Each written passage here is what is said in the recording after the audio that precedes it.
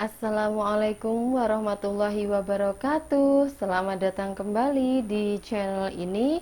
Welcome to this channel. Kali ini dengan saya Miss Dewi Nikmatin, saya akan menjelaskan tentang materi the use of should. It's about the use of should.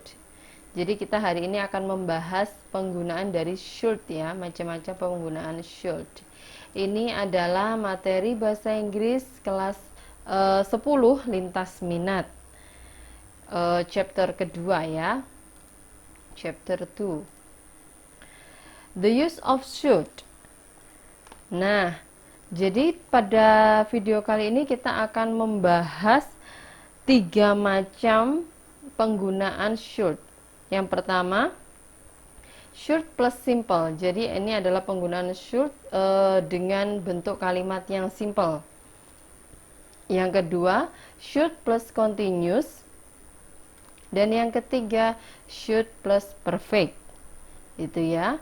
Langsung saja kita akan menuju ke pembahasan yang pertama, yaitu should plus simple. Oke. Ini ada tabel yang berisi tentang fungsi dari penggunaan should plus simple beserta contohnya ya. Should plus simple functionnya yang pertama adalah to give suggestion, advice, and recommendation.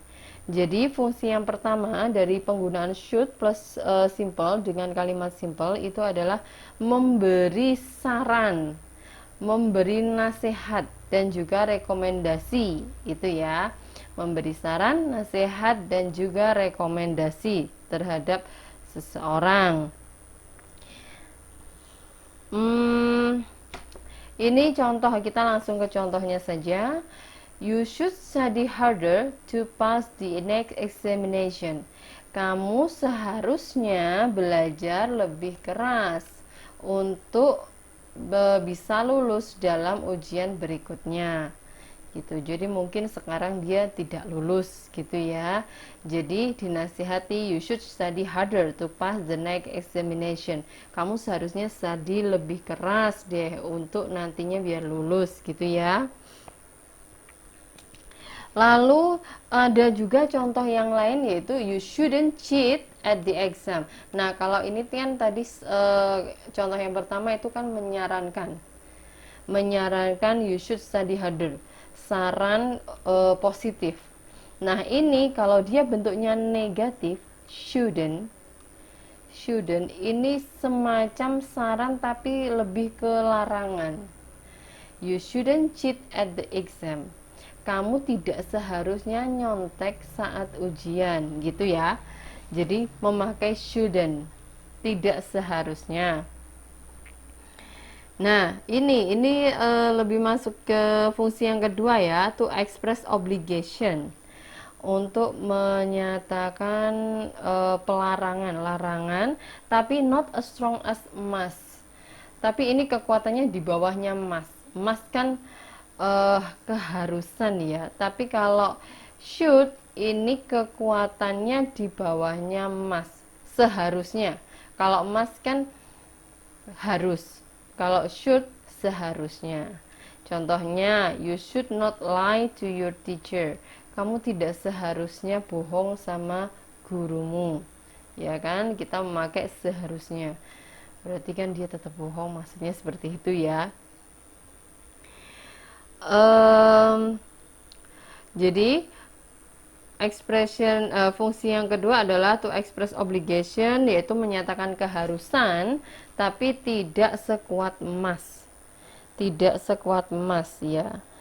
Di bawahnya must kekuatannya itu. Lalu fungsi yang ketiga yaitu to express current situation, untuk mengekspresikan situasi yang terkini. Misalnya contohnya, I have called him this morning. He should remember our appointment. I have called him this morning. He should remember our appointment. Aku sudah menelponnya tadi pagi. Dia seharusnya ingat perjanjian kita, ingat janji kita gitu ya. Berarti current situation-nya apa? current situationnya dia belum datang untuk memenuhi janji, misalnya seperti itu. Jadi ada statement seperti ini, I have called him this morning. Aku sudah menelponnya tadi pagi. He should remember. Dia seharusnya ingat janji kita, gitu. Lalu fungsi yang berikutnya, fungsi yang terakhir ini adalah to predict situation in the future. To predict situation in the future. Jadi untuk memprediksi situasi yang ada di masa yang akan datang. Misalnya begini contoh kalimatnya. She has checked in the doctor. She has checked in the doctor. Dia sudah pergi ke dokter. Dia sudah memeriksakan diri ke dokter. She should be fine tomorrow. Dia seharusnya akan baik-baik saja besok. Gitu ya. Ini kan prediksi. She should be fine tomorrow. Dia seharusnya akan baik-baik saja besok. Karena kenapa kok bisa memprediksi? Karena she has checked in the doctor. Dia sudah memeriksakan diri ke dokter. Jadi harusnya besok dia sudah nggak apa-apa. Gitu maksudnya ya. To predict situation in the future.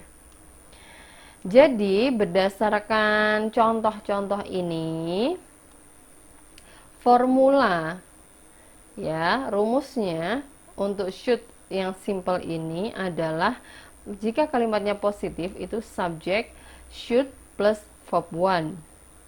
Jadi intinya dia ada di sini ya. Intinya untuk should ini yang simple, should harus diikuti oleh verb 1.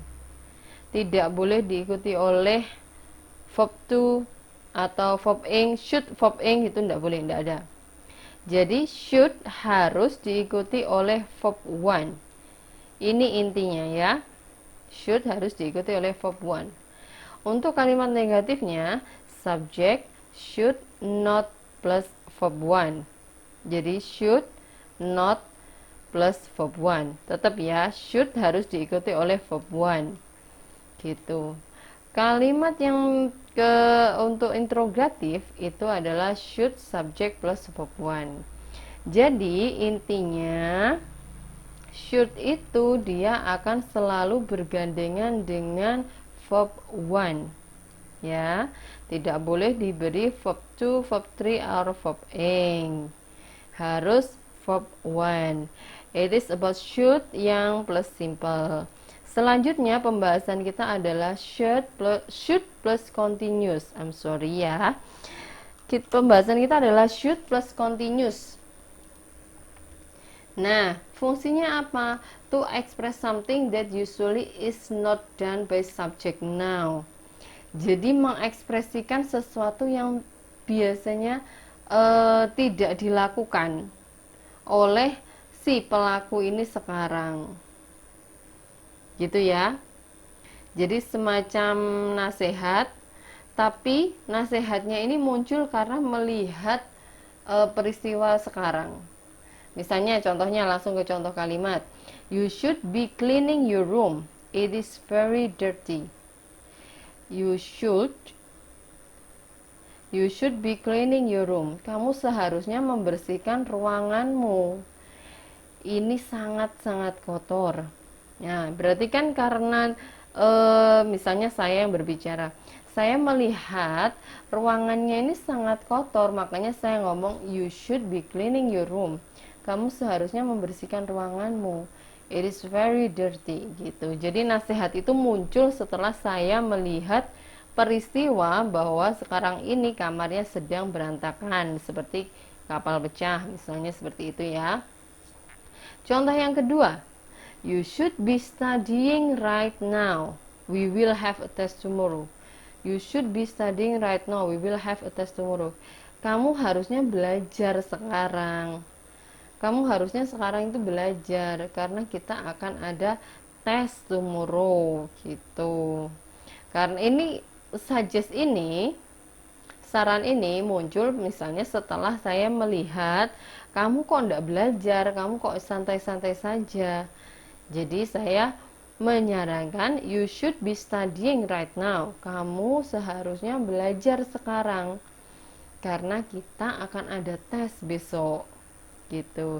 Jadi dari contoh ini kita dapat simpulkan bahwa formulanya adalah subject plus should plus be plus verb ing.